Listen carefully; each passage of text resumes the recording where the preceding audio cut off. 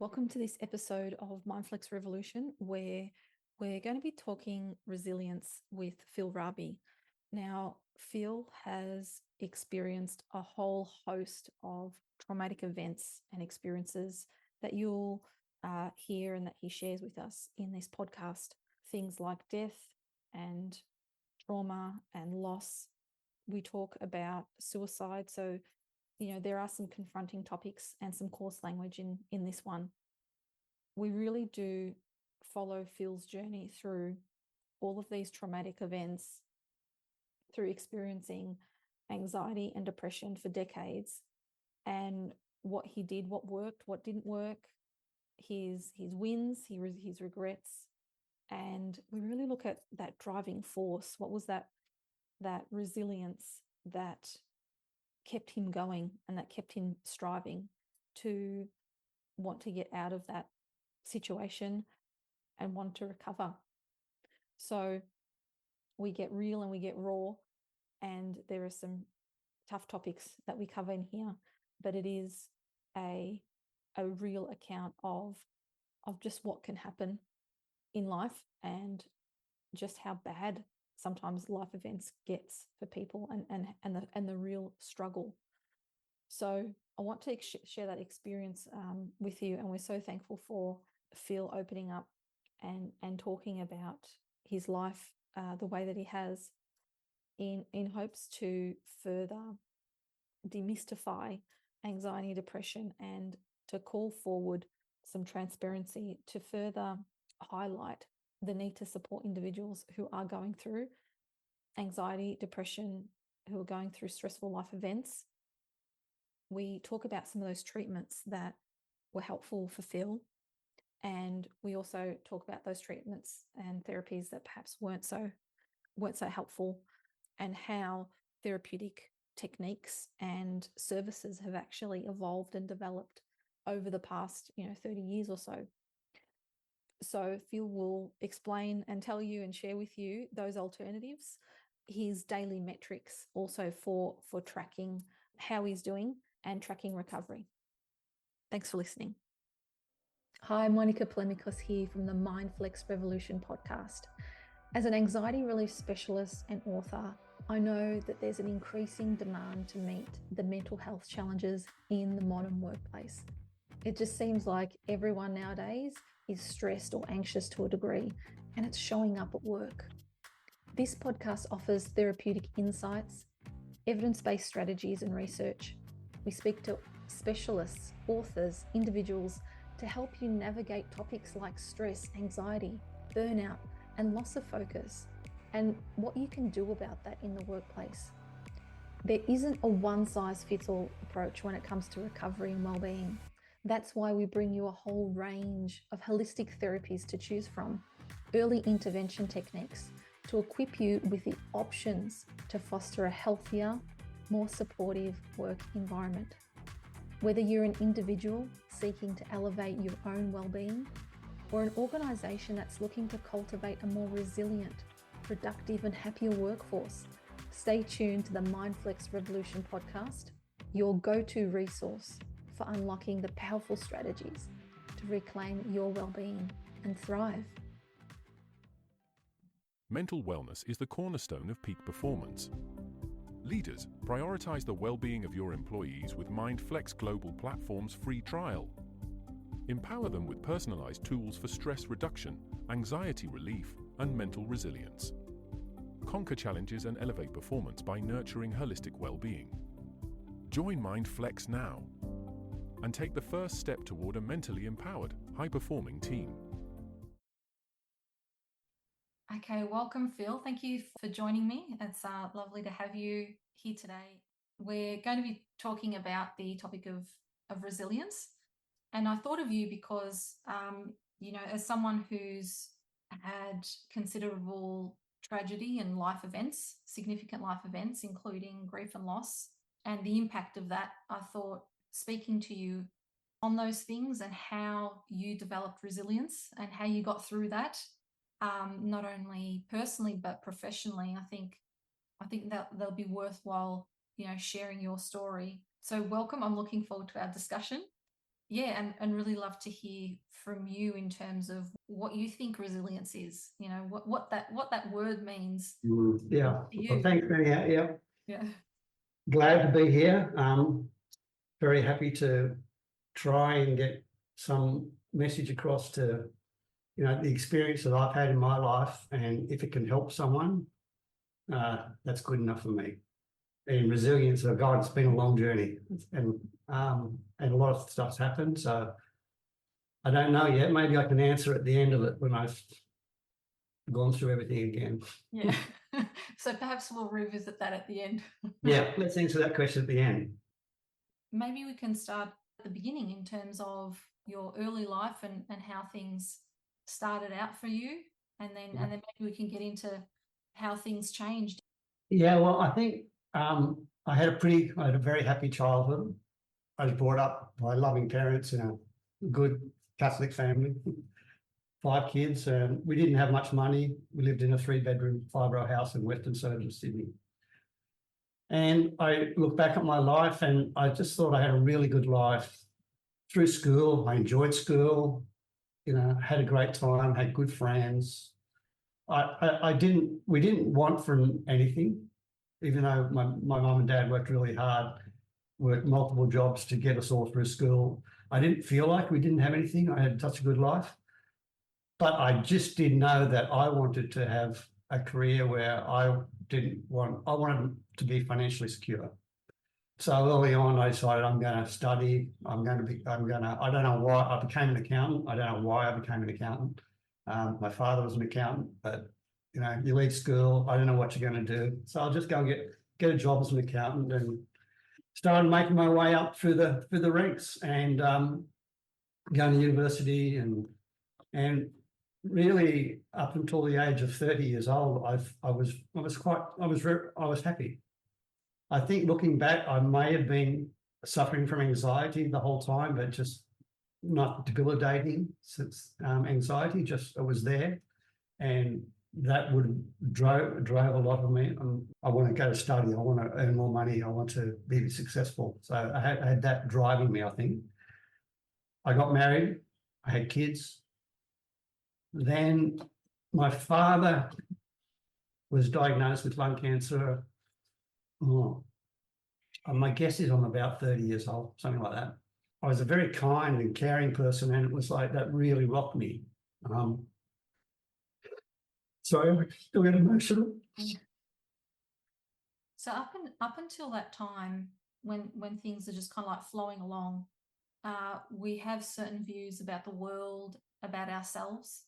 And for some individuals, it's not until a significant event occurs that our outlook changes.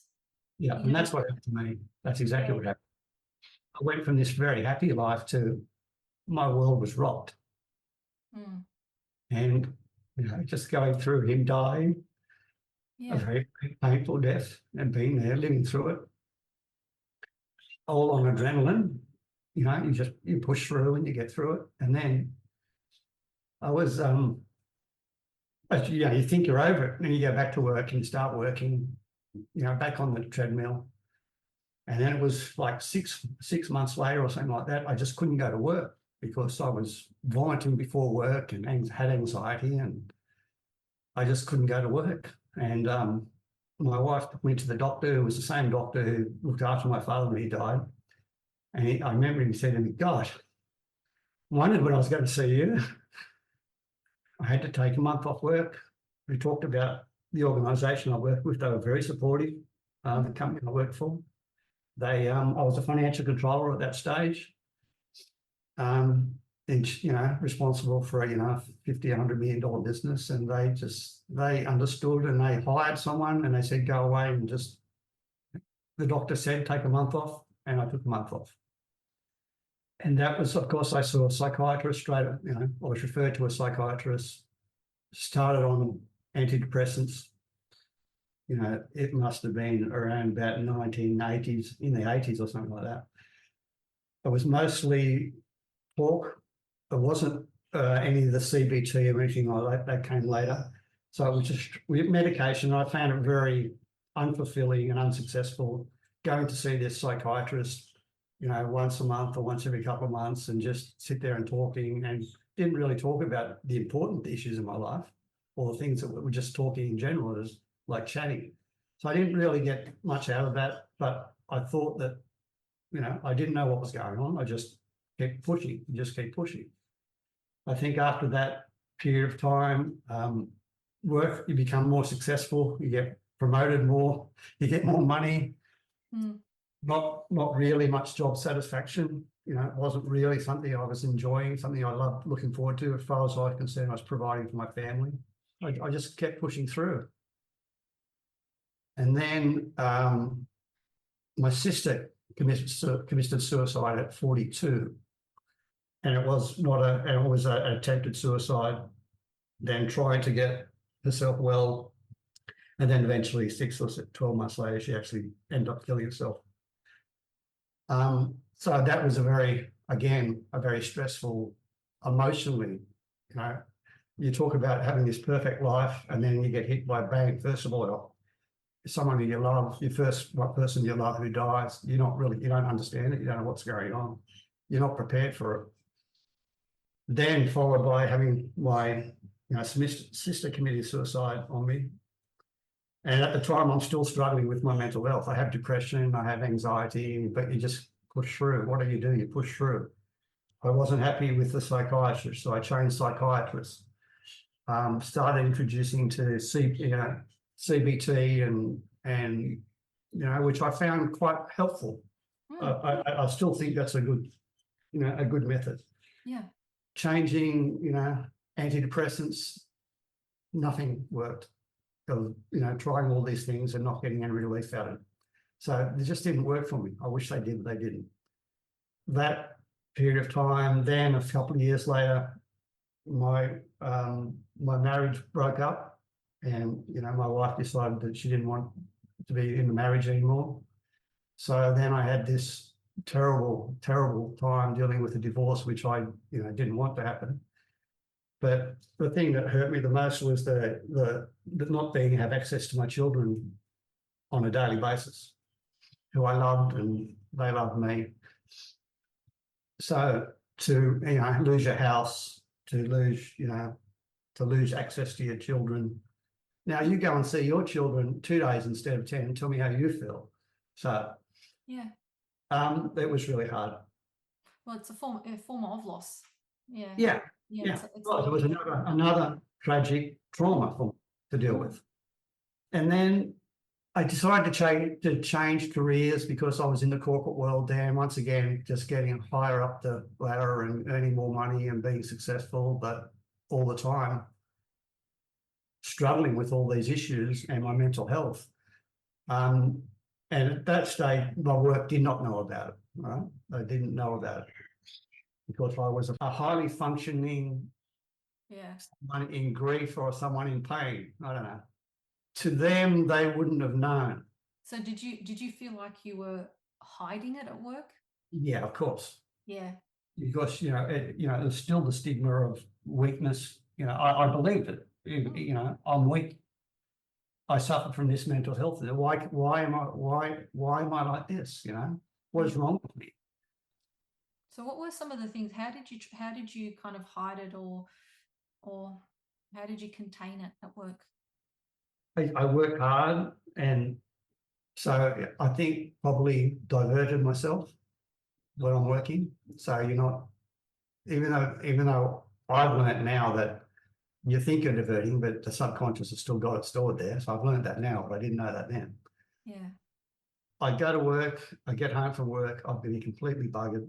I just have to sleep, go to bed at 8 o'clock and get up 6 o'clock in the morning and go again and go again and go again. That's sort of how I got through it. I don't know whether, we talked a little bit before we started recording about whether an organisation could help you. I don't know if they could, I don't know. They didn't know, and because of the stigma, I didn't want them to know. Yeah. And look, it was also the time as well. Now we're a lot more liberal in terms of discussing these things. And yeah, I hope so, but I'm sure we have that much. We're talking about it on a podcast. Right? Yeah, that's true. That's a big step. But even for me to come and put this on a podcast, you go, I wonder where this is going to go. Yeah. And what am I doing? Showing my weakness, my faults. But I'm okay with it because I just think that it'd be great to share it with some people so they can understand where I've come from and where I am now. There is hope. And know that they aren't faults, that this is part of the human journey, isn't it? Yeah, Like it's who we are. It's not linear, and so definitely not false. It is an accurate account what has happened, what can happen, and what a lot of people struggle with from time to time. So where are we now? I think in terms of trauma, there was losing my dad. There was then losing my sister to suicide. Then there was being diagnosed with depression and then trying to deal with it. Then losing my marriage. Then I started my own business, but then everything hit the wall. I hit the wall. I was really sick. I was like, I couldn't function then. I was in my own business at that stage. I could not function. I could. Obviously, I was functioning, but it was at a high personal physical toll, such that, I started having suicidal thoughts. I didn't want to ever commit suicide because I saw the damage that had been done. So it was suicidal thoughts, not I'm going to commit suicide. But it was enough to scare me to think I'm having these thoughts. And I know myself, I'm really in a bad place. I'm forcing myself to do this, but I'm physically sick. I checked myself into the hospital, to a mental hospital, which was terrible, horrendous. After being there 2 days, they let me out. Thank God for that. But I had to go and do a month's program at a facility in Sydney. I came out of it no better than going in, and I just think that they weren't addressing the right issues, and maybe they've changed since. But for me, it wasn't a helpful exercise. I came out of it not very good. Because they didn't really get anything out of it. There were no techniques in there that could have helped me. I didn't learn anything that could help me. I had, you had access to a psychologist and psychiatrist, but nothing helped. I came out of that and I just thought I had to do something different in my life. I have to change something, otherwise I'm going to die. So I sold my business. I'm at rock bottom. At this stage, I'm in rock bottom. And I came to Thailand because I didn't have a job. I just needed to get away. I've been working solid, 40 to 60 hours a week, since I was 17. At this stage, I was 46, doing nothing, absolutely doing nothing. Physically, keep getting very fit, getting drunk, being totally irresponsible, things that I'd never done before. And so I was sort of living in this, on an island in Thailand in a hut with a fan and no hot water and loving every moment of it. So just sort of getting myself away from all this physical, all these possessions that we all want, we all need. And it sort of really improved me. The rest as well. Yeah. Out the rest, it's not just a change of scenery, but it sounded like you had time on your hands there. Maybe in the first time in your life where you actually felt like you had that time. Yeah, and just in the meantime, the whole time I'm on antidepressants because I felt that with antidepressants I had hit rock bottom, and I just don't want to go to rock bottom ever again. And if the antidepressants, I don't feel like they're doing it, but maybe they're doing something little for me, I'm going to keep taking them because I just don't want to take the risk. So I just don't want anyone to think I was, not taking medication. And that's what's, caused me to go where I was going. And then, I don't know what, we started up a business in Thailand and it became successful and life was good. I think what happened, we hit COVID, and COVID was we have a tourism business in Thailand, and COVID smashed us. We had to close down for 2 years, and I'm faced with this terrible stress, now financial stress about have I got enough money to retire and things like that. And the anxiety is coming back. Anxiety is coming back. So, all through this period of time, I know I had this depression and anxiety, and I know I just had learned that I had to live with it. Okay. I just felt that I had to live with it. And look, no doubt also you having this kind of entrepreneurial spirit as well. During COVID, it wasn't just about, oh, I'll just pick something else. Right? I'll just pick a different product. Yeah. No. COVID did take away, unfortunately for a lot of people, some of those coping mechanisms and release methods. Yeah, but for me, it's like I think I need to have a purpose. I need to be doing things, and that's why I went back to, I virtually semi-retired, and being in Thailand, though I was running this business, it wasn't hard work, So, and then when COVID hit, I had nothing but to think about all the shit that was going down. So I actually went back and got a job in Australia doing remote work and going back to doing accounting work. And I really felt, for me, that was a very good thing, because that gave me a purpose again. Life was okay, but we came to this story of how you and I met, Monica. It's like, I saw this ad in Facebook, of all places. Now, who the hell is going to hire a hypnotherapist off Facebook? In their right mind. You're looking at him. Yeah, it was me. Only what, why? Because I have another older brother, and he was a smoker, a terrible chain smoker, smoked non-stop, and he went and saw a hypnotherapist, and it worked for him. And I thought, if hypnotherapy worked for him, I've got to give it a go. Mm. So I just felt I owed it to myself. Like, here I am now, I'm 63, and I've learned to have this life where I live with my depression and anxiety, because I don't get relief from antidepressants. And I owe it to myself to look at all alternatives. So, I did, and that's what happened. I just said, okay, Monica, let's have a talk. And you gave me a very good introduction session, and then we went into it, and I was very hard on you, Monica, wasn't I? A very, very demanding customer, only because I'd been through. Unusual. I think you're being very kind, because I think Monica understood that, because I've been through so much. Yeah. So much therapy already. Mm. And at that point, were you seeing also another therapist, or just before seeing me? What were you doing to kind of, help yourself? What were your coping mechanisms? My coping mechanisms were, I was taking antidepressants. I was exercising. Yeah. I was doing CBT. Mm-hmm. I wasn't seeing anyone, because I'd had no success and I'd given up therapy. Yeah. So then we went into the sessions, and I have a very open mind. So I guess I dare say you need someone with an open mind to be successful. And I was very keen to see if we could do something to improve my life. We had some immediate success. So I was just like, you know what, I forgot a grief thing to tell you about. Let's go back. And then, that's right. and then my brother was diagnosed with brain cancer, and we were very, very close. Our plans were to come to Thailand and retire together in Thailand and play golf.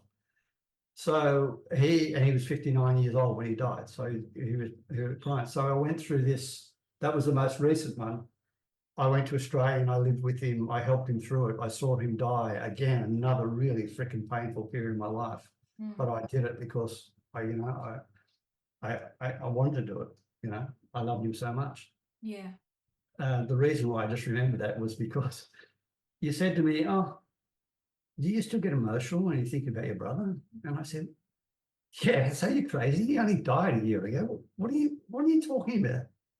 I walked away and I said, "She's insane. I mean, it took me 5 years before I could get this hole out of my head, my heart, for when my father died. I mean, Greg's just died, and it's going to take years to get over this." So anyhow, we did this therapy thing where we worked through some hypnosis where we went to, the whole process of just with Greg, my brother, and how he died and everything that happened. And within a day, sorry, I'm going to cry again. When I could think about him, I could feel happy. Yeah. And so these It's feelings that you're experiencing, I guess I want people to understand the emotion behind the tears right now when you think about him. And now when I think about him, I'm thinking about how happy we were and what a great time we had. That's how I think about it, despite what you're seeing now.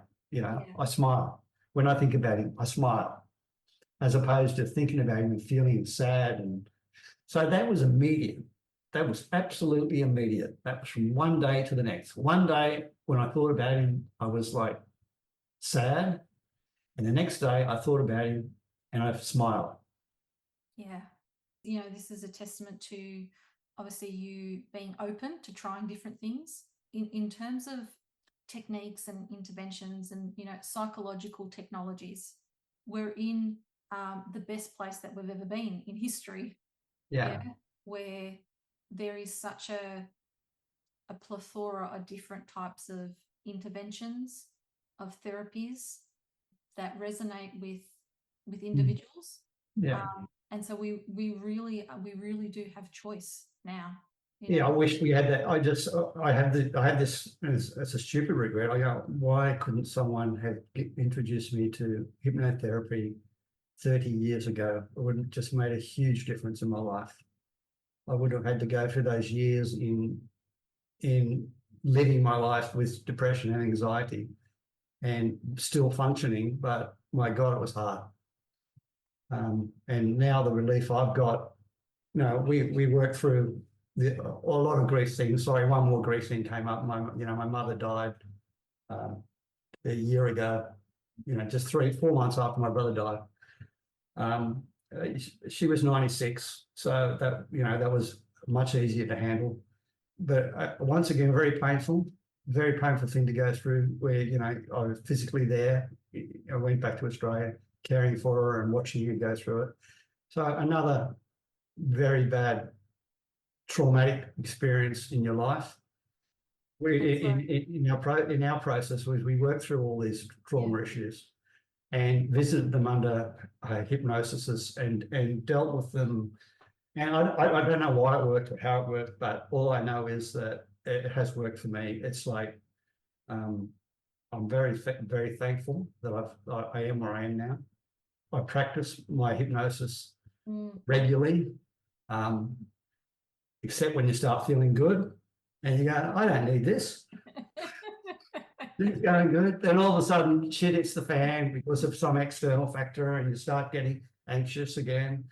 And okay, let's get back to the process and stick to the process. And I find, almost immediate again the next morning after doing my own self-hypnosis, which obviously you taught me how to do.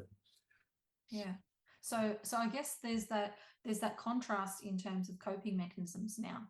There's because we all have coping mechanisms at any given stage. Just sometimes those coping mechanisms aren't as good as others, right? Yeah, it's finding the right one. It's finding the one that works for you. And for me, it took too long. I looked after myself exercise-wise. I was the CBT. I've since learned that it's okay to have your CBT, but you're just dealing with your logical mind. You're not dealing with your subconscious. So what we're doing in the way I rationalize in my head is we're now doing CBT with the subconscious. Yes. And loading the subconscious with that CBT stuff. And that's way more effective than the conscious. As you've taught me, most of the things that we do is subconscious. I pick up this glass of water. I didn't think about that. I walk down the stairs. I don't think about that. The subconscious is controlling all that. If you've got all those irrational beliefs eating away at your subconscious, you're never going to, for me, that was the answer. I didn't have a go-to before. How did I do it? I don't know. I was just, I didn't want to die. I wanted to enjoy my life. I wanted to be there for my children. You just push through. I just push, and that was my life. I just thought, this is my life. It's not, it's not perfect, but it's what it is, and it's okay. Now it's different because now I feel totally different because I found my go-to. Hypnotherapy wasn't my go-to, and it's the only thing that's worked. You mentioned pushing through. Sometimes when we push through or we push too hard, it only causes more tension and leads to that kind of collapse. Major breakdown, which is what happened to me. Yeah, I could push through. You push through, and in the end, something's got to give.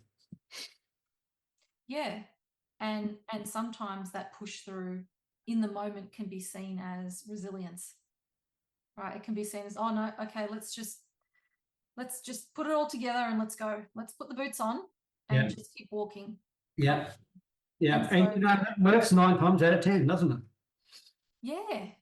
Yeah, and so work. on the surface, it can look like it's working, and to some extent, absolutely, it does.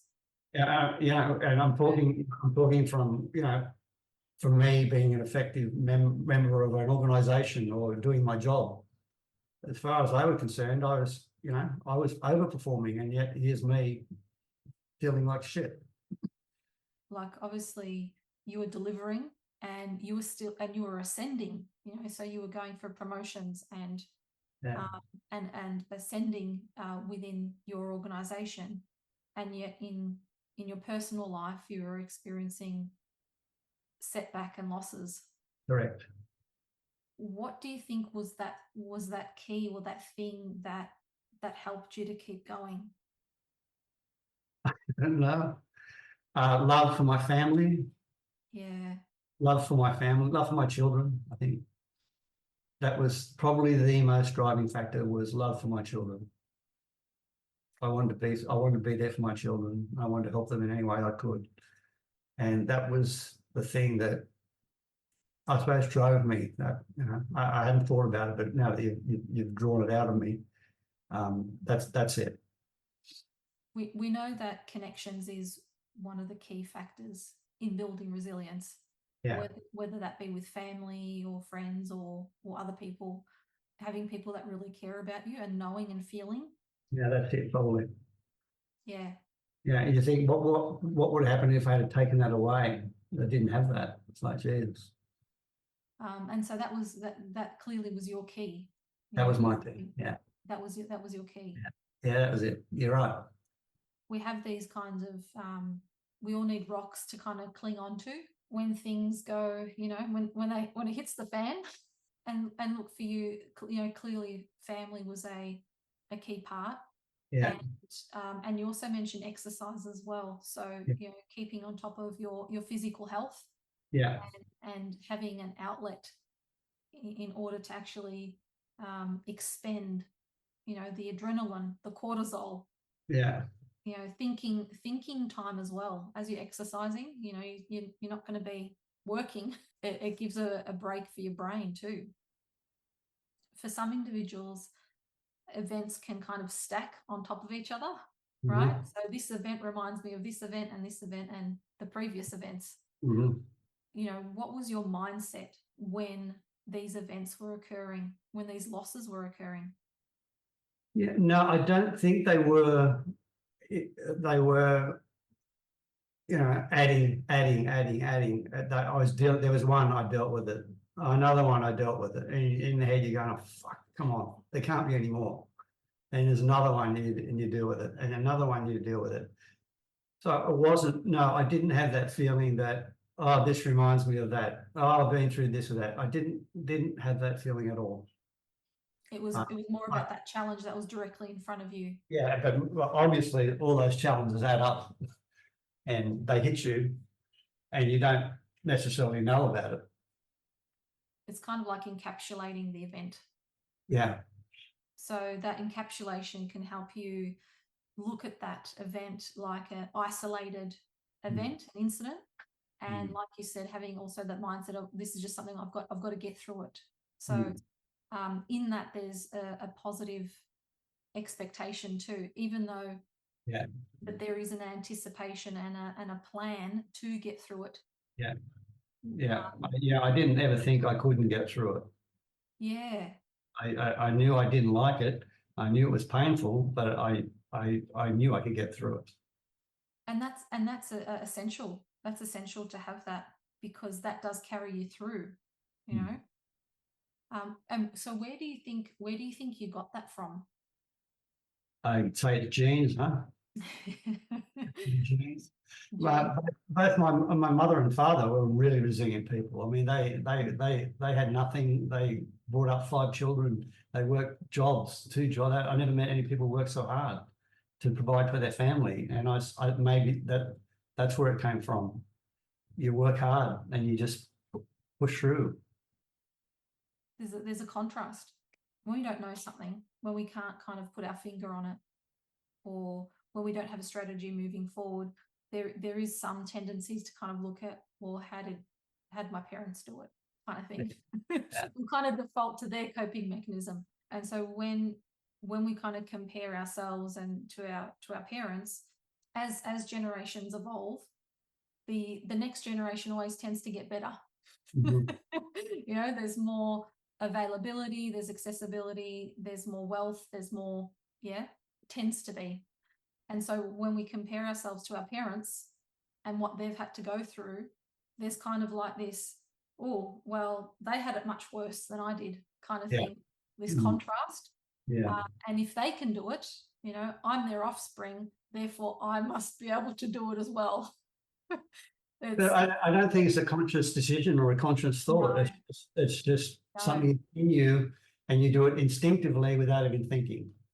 So and this is what it is, growing up in that family household where it's kind of just assumed that is the values, or that is the you know, the system that you go by. That's just what we do. We're programming our subconscious at a very early age. Absolutely. We're sponges.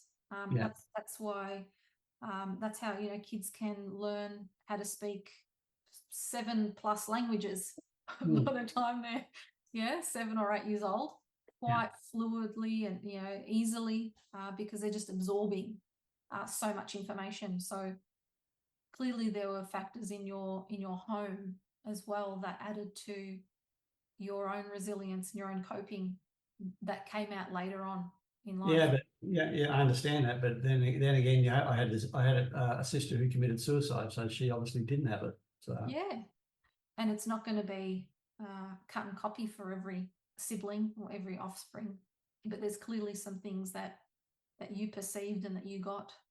Clearly there were those personal qualities that you had. Upon reflection, what do you think helped you with that kind of bounce back? What helped you to not only get through those events, but also to keep striving for resolution? It sounds like you never gave up. I don't know why. Because you want to be good, you want to do good, you want to be a good person, and you want to help people. It's just survival instinct. It sounds like you didn't at any stage go, no, I can't get through. It's like, no, I've got to get through. There's that key distinction, isn't there? There's a difference between questioning, can I get through this? And a different quality of question, asking yourself, you know, when am I going to get through this, or how can I get through this? So the quality of questions that you ask yourself is key.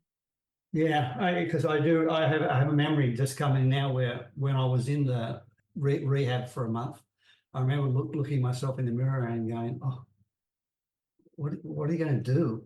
Like, what are you going to do? How are you going to get, you know, look at you, you're a fucking mess. So I know I had those thoughts of thinking, oh, you know, you what's the word? It's of like, you don't know how you're going to get out of it, or you don't know what's going to happen. I wasn't always that positive to say I'm going to get through it, but I don't know why. You just instinctively, you go to bed, you wake up the next morning, you do it again. That perspective in terms of we don't always know why. Yeah. I think that's really important to highlight. Sometimes we just keep going because it is absolutely the first tick on the list is about survival. We have to survive. Yeah. And then second to that, it's how can we survive more comfortably? How can we then feel more comfortable? How can we be better? Yeah. Within ourselves. How can we enhance our environment around us? How can we connect further with those people that we love? And then anything after that's kind of like a bonus. We will absolutely prioritize survival because it's innate within us. Yeah, it's just built in as, Absolutely. I guess looking back, times have clearly changed from now. Yeah, I was just thinking, I wanted to say something. It's like, it's made a huge difference to me. I just see it as such a stark difference in the approach that was very successful with me, which was, accessing the subconscious and getting the subconscious to think properly. I just can't believe that the techniques that you've taught me and that I'm using would have made a huge difference. Well, look, 30 years ago, the state of hypnotherapy was also in a different, it was valued differently than it is now. Now it's more run of the mill, right? Yeah. Now it's like, oh yeah, I've tried that, or I'm doing that. Try that before you take any antidepressant. That should be the first thing you try. But in the state of Victoria here, it was illegal, I think, up until the 70s. Really? So I mean, that's gone through a change as well. And I think, coming from a perspective where you are caring for others, or others are in your environment and they are struggling or dealing with things, and if we're looking at an organization, employees don't necessarily know what's going to be valuable or best for them in that I didn't know. No way I knew. And so sometimes asking that question, what can I do to help? Useless question. Right? So even though it's coming from the best intention. Yeah, it's coming from a good place. It's coming from a good place. And you're like, like I feel for you, man. What can I do? I think it's a good start, but it's okay. So I can hear, I've got some ideas now. The way to address it would be, okay, you need to try this, and this. and here's, do this. That doesn't work. Do this. Don't do this. Don't do it. And then maybe I would have, but I'm just thinking from an organisation perspective, then I would have worked through those things, but I did work through all those things without the organisation knowing, but nothing worked for me. This obviously worked for me. So that needs to be added to that list to give people to try it. Hey, this worked for me after trying every other thing I could do. Please don't do what I did, wait till I've finished my career, or, do it early. Try it. Just try it. Maybe it won't work. I don't know. Having the options is what I'm hearing. Is that actually having the options to start with? Yeah. Just stick hypnotherapy at the top of that list for you. and look, and I think, thinking outside the box, because, I'm sure when you were looking for assistance, hypnotherapy wasn't on the first choice, It wasn't a choice. It was never wasn't a choice. And certainly, when you're talking about options with your doctor, it wasn't even a thought. It was this is what we've got. This is what we can offer. Yeah. And so having, first and foremost, having a wide range of things that you can offer to support individuals, because, we are all different, and you've tried quite a lot, and you can speak from experience in terms of what was helpful, what wasn't, being able to have first and foremost a selection to try on. Yeah. Yeah. I mean, how effective has your success rate been with your customers, with your clients? I mean, do you get Yeah. the sort of success that you're getting with me regularly? Yeah, so it is quite high because there is a system and a process that's Mhm. been, tried and tested. And because we do incorporate quite a number of different strategies, that's not exclusively just hypnotherapy, that's not Mhm. exclusively to any one particular therapy or domain, Mhm. but offers again a range of Mhm. tools, Mhm. tools and interventions that we use with our clients in the sessions, Mhm. but also a whole stack of tools that our clients can use outside of the sessions. Do you find what the- some tools are more successful than others, or? what we find is that some of those somatic body therapy tools Mhm. will work better with those individuals who are having physiological stress response. Mhm. Yeah, because it's a match, so if you're concerned about what's going on in your body, doing a technique or a intervention process that affects how you feel in your body. Yeah.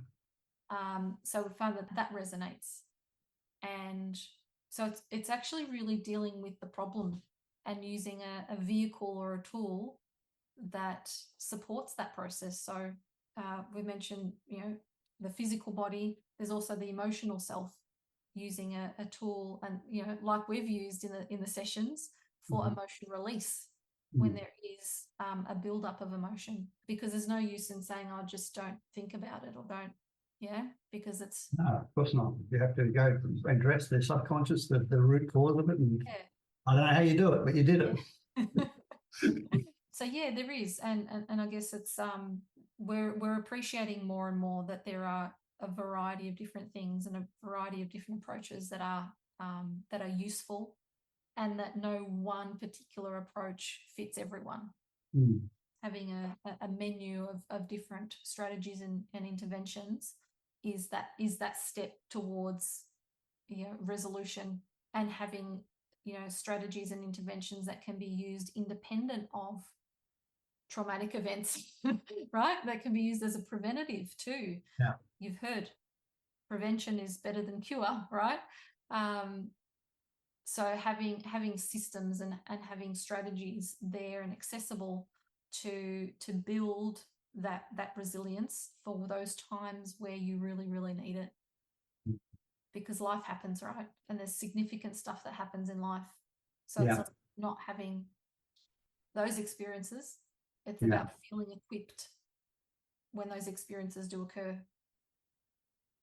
In terms of, your experience and looking at those individuals who perhaps who feel like they're going it alone, Mhm. who feel like they're struggling with their own stuff, but it's my stuff and I have to deal with it.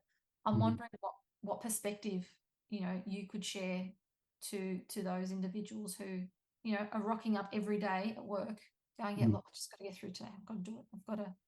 It's a hard one, isn't it? Because I still believe there's the stigma involved.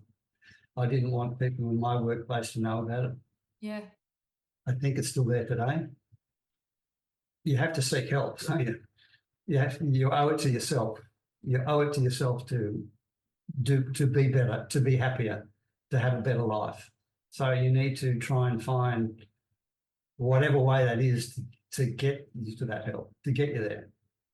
For me, it was, I had, outwardly people would say I had a really good life, but they didn't know what the turmoil was like inside. I wanted to make it better, which is why I answered a Facebook ad for a hypnotherapist, right? Because I wanted to make my life better, and I'm going to step out of whatever comfort zone it is you're in to try and improve that life. You need to do something about it. And the big change in my life, which came so late in terms of removal, of anxiety and depression for me, came because I took an extra step and contacted Monica on Facebook. Yeah. A hard question to answer because I don't want to sound like I know what to do, because I don't know what to do. If I was, you're in that situation. I've been there. It's like you're going to work every day. People, you don't really want them to know, because if they know, it can affect your career prospects. But you owe it to yourself to find something better than what you've got. And that may mean some sort of therapy, some sort of therapy, and usually that therapy then gives you tools to try and do things like, CBT was probably the best thing. Exercise was probably the best thing. That was as good as it get, but it wasn't until I got to accessing the subconscious mind that I really got relief. So I don't know what to say other than you owe it to yourself to be happier and take whatever steps you can do to make that happen. And that's going sometimes stepping out from your comfort zone, but shit, you have to do it. Otherwise, you're going to you'll be stuck in the same hole. So you stepped out and you did something about how you were feeling, about your experiences, about, and clearly wanting more out of life, right? Yeah, but I stepped out along many times along the way. I just wasn't very successful. Well, I think that's key too, in terms of, the first therapy that you come across or the first thing that you try may not be the thing, or it may offer you just something. Yeah. Some sort of improvement.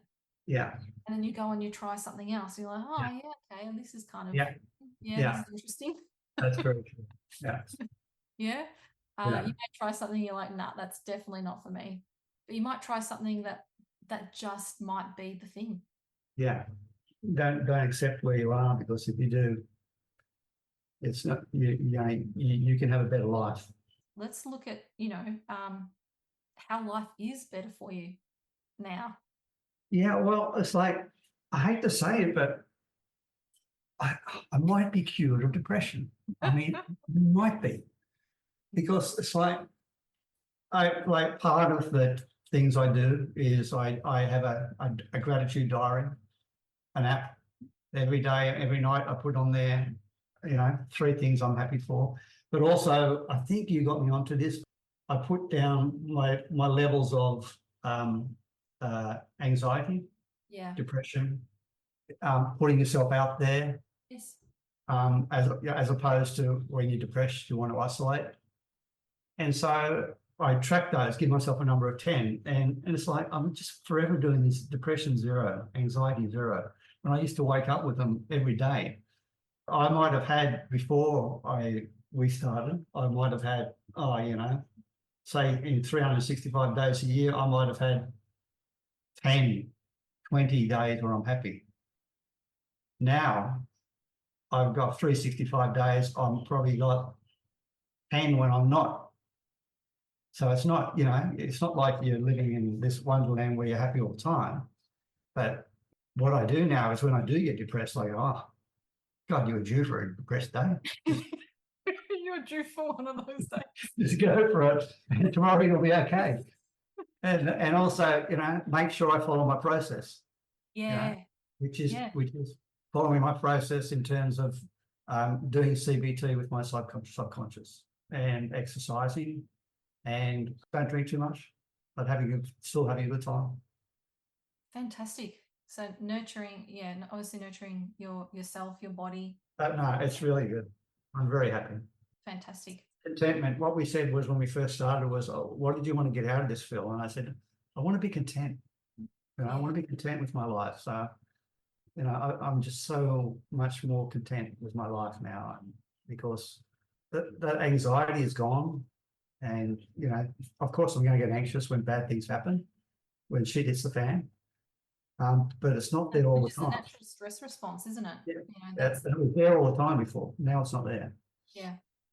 So clearly there's been a significant shift in terms of your approach, your daily life, your overall happiness, and the, I guess, also the daily challenge of that depression and anxiety.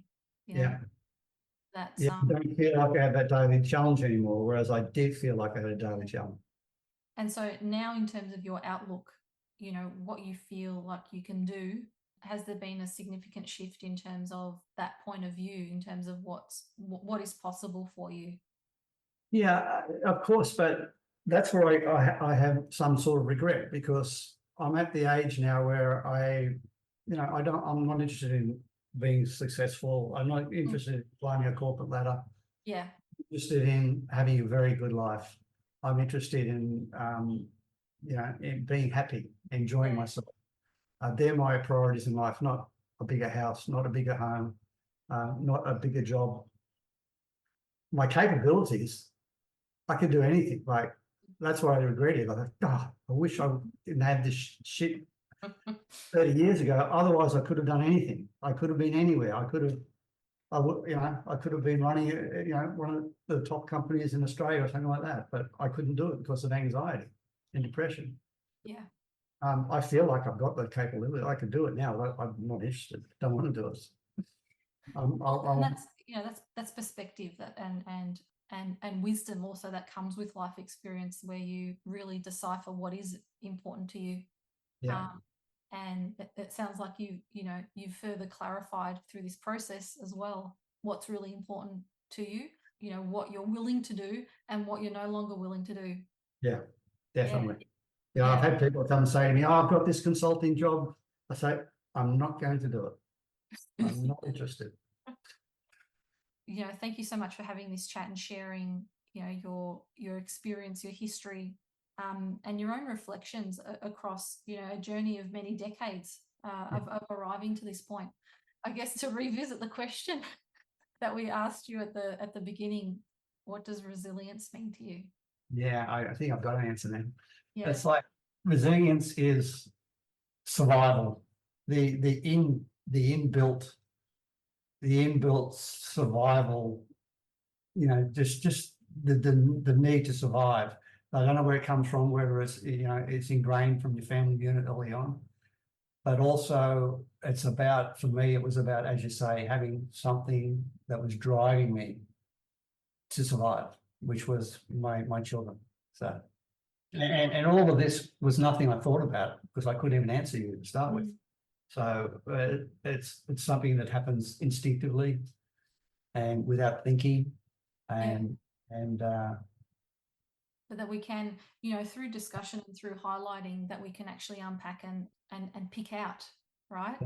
Yeah. And through reflections and also through discussions like this. Yeah. So that people are listening and they're in a tough spot. And like, I just don't know what to do. Yeah. They can go, yeah, okay, I need to find the reason. Yeah. Yeah. Draw on that thing that you really love. Yeah. Unconditionally. And that's the rock. Yeah. And that's your rock. And your rock. Okay. So thank you so much again, Phil. I wish you all the best in all of your future endeavors for happiness. You too.